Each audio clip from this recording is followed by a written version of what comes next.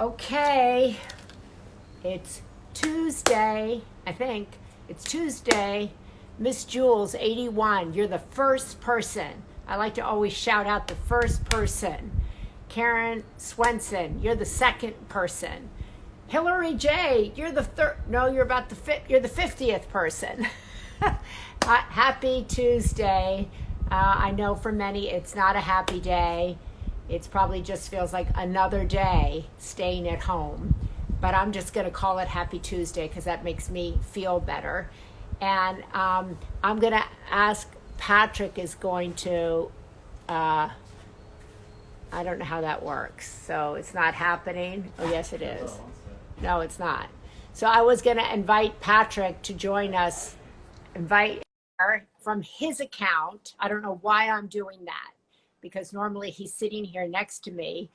That's right. So now hi, Patrick. So I hope you'll come over and join us on Home Together today because we're talking to somebody that everybody's going to find really interesting, Jamila Jamil, and she's going to talk about her incredible new podcast and all of her tips and tools for mental health. So I hope you join us. And okay.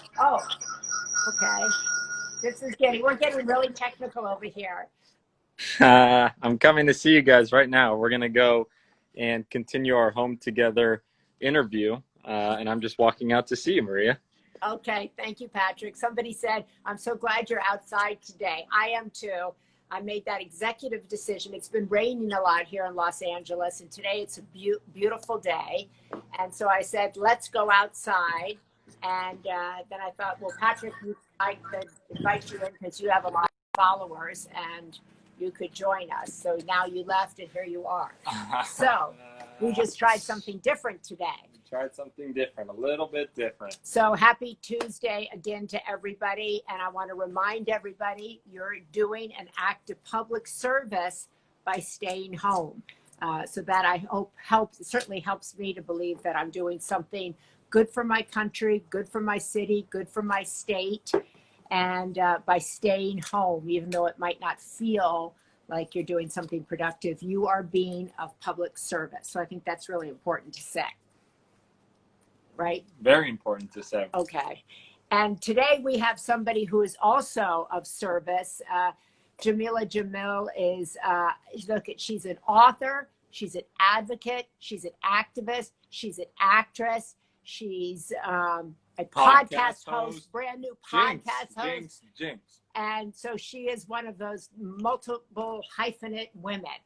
And she's using her platform, which I really love. She's using her platform for good. She's using it to help people. And you were just saying that I would think that some people might think, oh, it's terrible to start your podcast at this time. But you were saying you'd like to talk to her. You think it might be really good.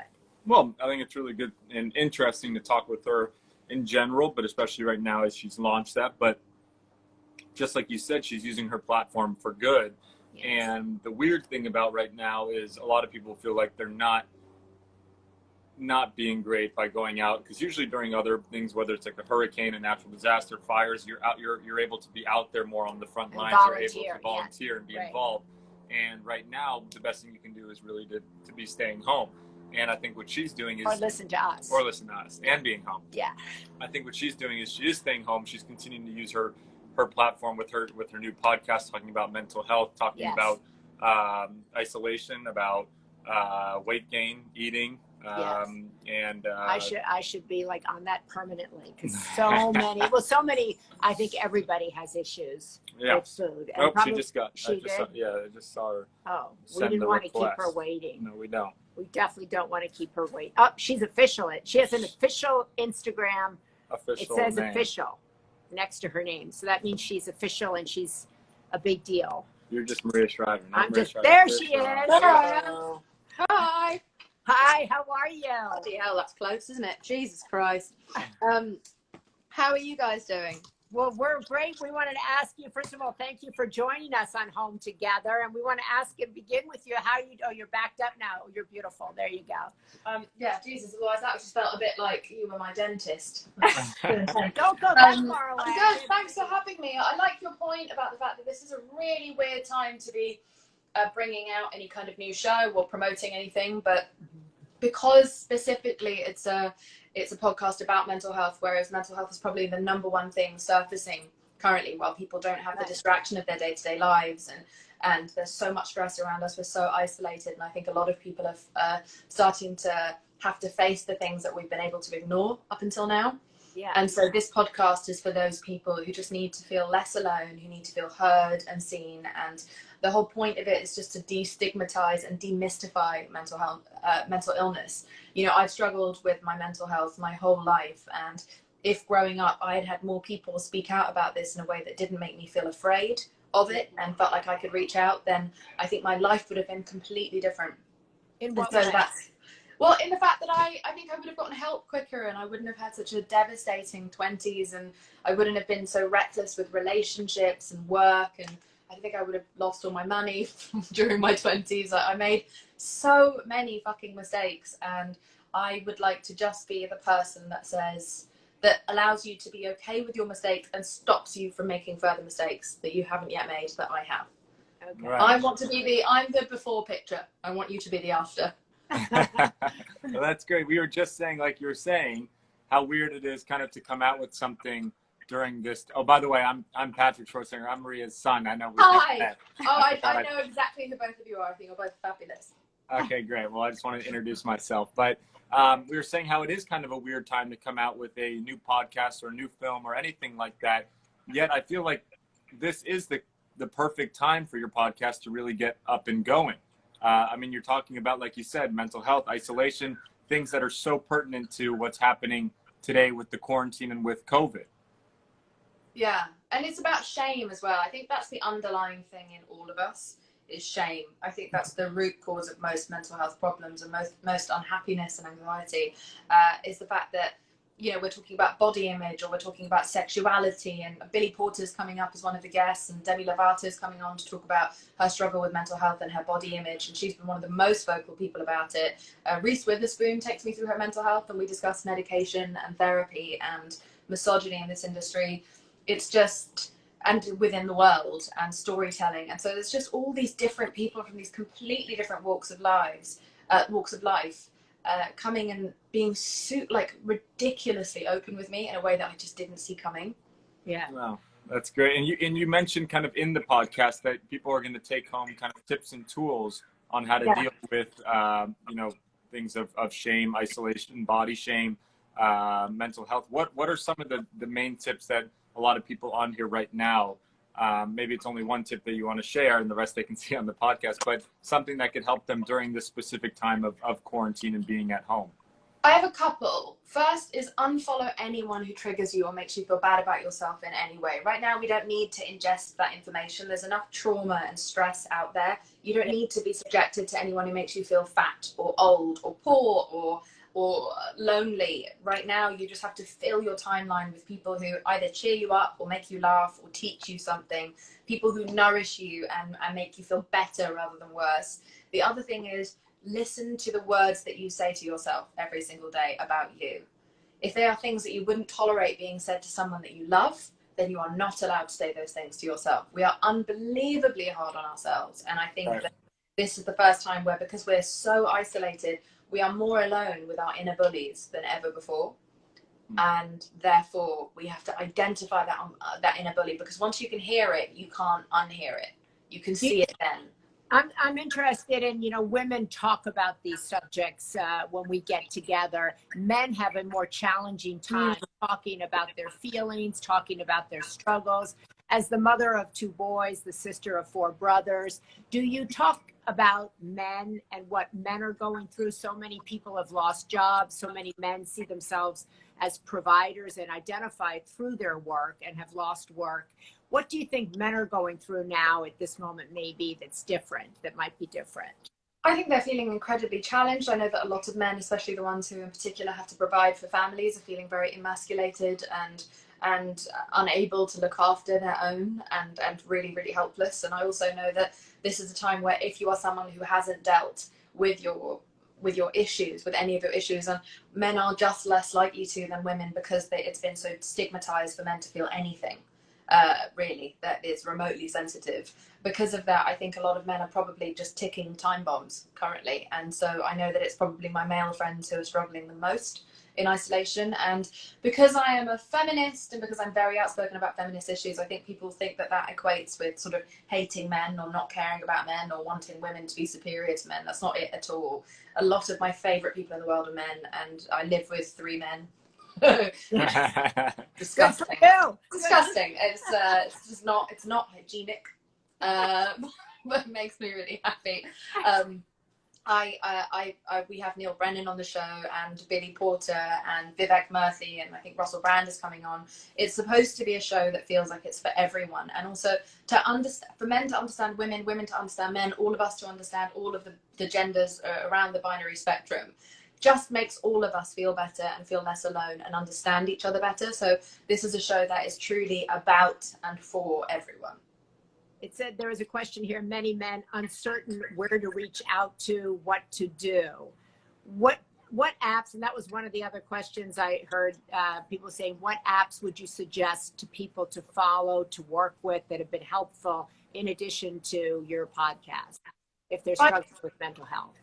I don't know if I know about loads of apps. I know that Headspace, the meditation app, are being great around this sort of stuff and helping provide you with an escape. But I also think there are loads of online therapy services and places like Crisis Text Line and different, there are places for women who are struggling, especially if they are living in the house with an abusive partner, called Women's Aid. There are multiple resources online, and on my Twitter, every single day I'm forwarding resources for mental health that are free or cheap. So if you go to my Twitter, which is @JamilaJamil, then I'm constantly tweeting online resources for accessible therapy, because even people who are lucky enough to have therapy can't get hold of their therapist. So I think people are just, there's going to be so many divorces, so many breakups. It's so stressful. It's Well, a very tricky time. You don't have stress in your relationship, but many people are experiencing stress. Yeah. But one of the things I found really interesting was you were talking a lot about, progress and progression and that versus perfection. I want you to kind of elaborate on that. And so many people right now, I feel like are really down, whether they've been laid off of work, they don't know if they're going to have work. Everyone's and righteously so, a negative kind of mindset. How can we focus on progressing as kind of humans, as people during this time, and not focus on so much of that perfection? Right now we can't plan. Like, this is completely unprecedented, and we've never seen anything like this in our lifetimes. And so you have to give yourself a break. You cannot expect to predict your own progress, and we cannot predict the progress of the entire globe. Right now, your only duty is to survive and to keep other people safe by staying indoors if you can and being responsible. You don't have to become a TikTok star or write that screenplay or finish that book or do anything outside of just doing what is advised by the government, which is to stay inside and just stay alive. That's it. You don't have to get your beach body right now. You don't have to focus on anything other than just living through this moment. I don't feel productive. I don't know about you guys, but do you feel productive right now, particularly? I've felt pretty productive. Yeah. But Fuck you, Patrick. I don't know. I guess I wouldn't say like a different kind of productive. Yeah, but I know. I would go back to what you were saying of the progression and the progress. Like, I think that these are cards that we've been dealt during this time, and it's how do we not utilize this time, but how do we continue to progress is how I would say. And using that term progress, I feel like we have been progressing at home in our own ways and towards spreading this mission of highlighting people that are using their platforms like yourself to help others. And in turn, I feel like that's kept us sane, busy, progressing, and hopeful. Everything like that. I personally am not feeling super creative. I'm feeling anxious, and I've given myself permission to just sit in that anxiety and know that this will come to an end and we will find our way out. But when it comes to progress, I agree that, in my opinion, a very healthy use of your time, if you are someone who doesn't feel like you can take on a new skill or put something out into the world or whatever, if you feel helpless right now, this is a strong opportunity for you to look at all the feelings that are surfacing currently and all the things you haven't had time to address emotionally. this is a perfect space and time where there are no distractions, and you can really investigate what it is that you're feeling and start to work your way out of those problems. There's time to read and research and look for other people who feel the same way. Right. This is a moment to work productively on our mental health. Yeah, so I would still categorize that as productive. Yeah. It's just I guess I meant creatively, but yeah. Creative, yeah, because I guess it really goes down to the idea of what do people define as productive. I mean, it sounds like a lot of people, when you say productive, they probably right away go to like economic terms of, are they progressing in their career or in their job or in their making more money or financially? But just like you said, you could easily be productive and progressing just in a different way on your own mental health and on your personal and your mindset and your personal development side. So my hygiene is just going down through I haven't washed this in a month. I can't even. It looks like it's been snowing outside because I'm so covered in shit. In a month, so. But I want to ask you, because I thought it was interesting. You called this I Weigh. Yeah. And I think that the story behind that is, I think, super interesting. And so many women, right, struggle. I don't know a woman alive who hasn't struggled with their weight, or I do know a few. Irritating, but I Weigh. So why didn't you just call it with your name? Why did you want it to say I Weigh? Well, because I think the thing that probably first moved this conversation to the level that it's at is my I Weigh movement. So it's at _I_Weigh on Instagram. It's this global movement. We have 1 million followers, and it challenges people to look at who they are on the inside rather than focusing or obsessing on their exterior. Now, this accounts for men as well. This isn't just women. This is everyone who's going through this sort of pressure nowadays. But in particular, historically, we've attacked women, which is why the focus was started off on them and it's kind of spread out. It has just been a really joyous thing to see us open up these huge conversations and unveil the lies and the secrets and the bullshit of Hollywood and fashion and all of the lies that we have told women to make themselves feel bad for just aging or eating or daring to exist. And so that's how the I Weigh movement started. It was a socio-political movement that then, you know, after a while, after 2 years, it just felt like we weren't giving people, there's only so much you can give people over social media. You know, there's a word character limit and etc. And so we wanted to expand the conversation, and finally we had the sort of the power to be able to get really big stars like Demi Lovato and Reese Witherspoon and Yara Shahidi and Billy Porter and Gloria Steinem and Roxanne Gay, Sam Smith, Lizzo, all these different people to come and have huge conversations with us. And so it just took us a minute to get here, and we needed to make sure we knew what we were doing, which is why we took our time. So what would you be saying to your younger self, those young women or young men that might be tuning in who, and I read an interview that you said in your teens and in your early 20s, you struggled with loneliness, you struggled with body image, you talked about wanting to be the, get people before as opposed to the after. People sitting at home today thinking about, you know, we're all overeating, we're not moving as much. And as you said, people struggling with, who am I going to be when I come out of this? Mm-hmm. Will there be a job for me? Is there a future for me? These are all the questions people are asking themselves. What would you say to your younger self at this moment in time? But in this moment in time, do not negotiate with shame or blame. None of this is our fault. And all of us are struggling in our own personal ways to find our way out of this and through this. And you are not alone in whatever you are feeling. So many other people out there are feeling the exact same way. And we are genuinely in, at least spiritually, all in this together. And try not to shame yourself and hurt yourself over this. You have to be tender, you have to be kind, you have to be patient, and you have to give yourself space, because I think on an animal level, this has rattled all of us from the inside. We've never experienced anything like this. It's pushing people to the edge, especially people who are homeschooling their children. Yeah. And so just accept that you are fallible, accept that you are human, accept that you're going to make mistakes. You're not going to be the greatest teacher to your children. You're not going to get everything right. You are going to piss your partner off. You're going to piss yourself off. You're going to be covered in so much food. Oh my God, I stink. You're going to stink. You're going to grow a beard where a beard didn't used to exist. It's just going to happen. It happens. It happens. And so I think it's just remembering that it's all okay. Mm-hmm. one of the things that we've been talking a lot about is like, how can we, you know, when you're feeling really helpless, is to become helpful and find ways to really help each other. And like we started this kind of conversation with, was it's so tough right now because people don't really know how to be helpful, right? It's like everyone's saying to stay home is the best way, which it really is. But internally, we feel like we want to kind of go out and do more. And we've been asking kind of people, is there ways to join your movement? Maybe it's to be part of that Instagram conversation. Are there other ways that you're suggesting people to, it doesn't necessarily have to be to be helpful towards the COVID, but helpful towards themselves and their peers and their, you know, their neighbors, etc. I think be very mindful about the way that you speak publicly when you are like talking on social media. Be sensitive and be thoughtful of the people around you. Try not to add to this culture of fear currently and misinformation.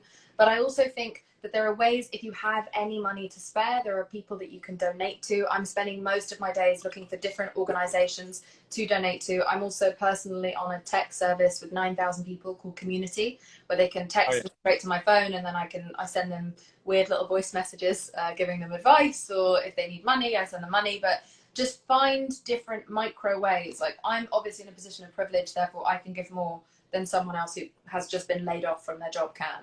But even just forwarding information to other people who can. There are so many different ways, so many hours in the day where we can find little ways to support and be kind to other people, because I think right now kindness is our only shot out of this.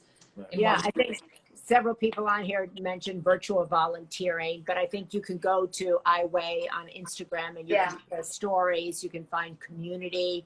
I think people look for a sense of belonging at a time like this. So in addition to listening to your podcast, which will make you feel less alone, right? You can go and join iWay. And then, as you mentioned, there's a lot of good online therapy that's out there now. There are good meditation apps and stuff like that that are helping people learn how to be present, learn how to deal with their anxiety.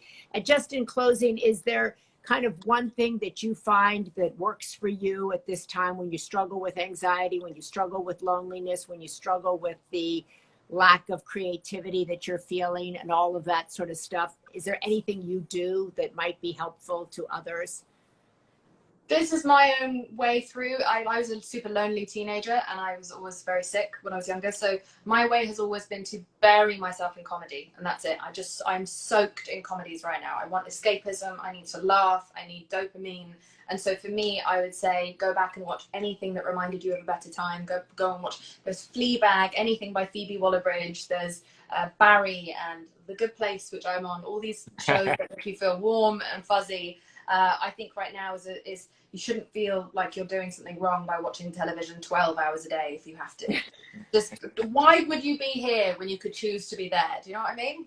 That's great. So Jamila, just finally, I said in the beginning, you're a writer, you're an actress, you're a podcaster, you're an advocate. What is the role where you find yourself like most in your zone? This is what I'm born to do. This is where I belong.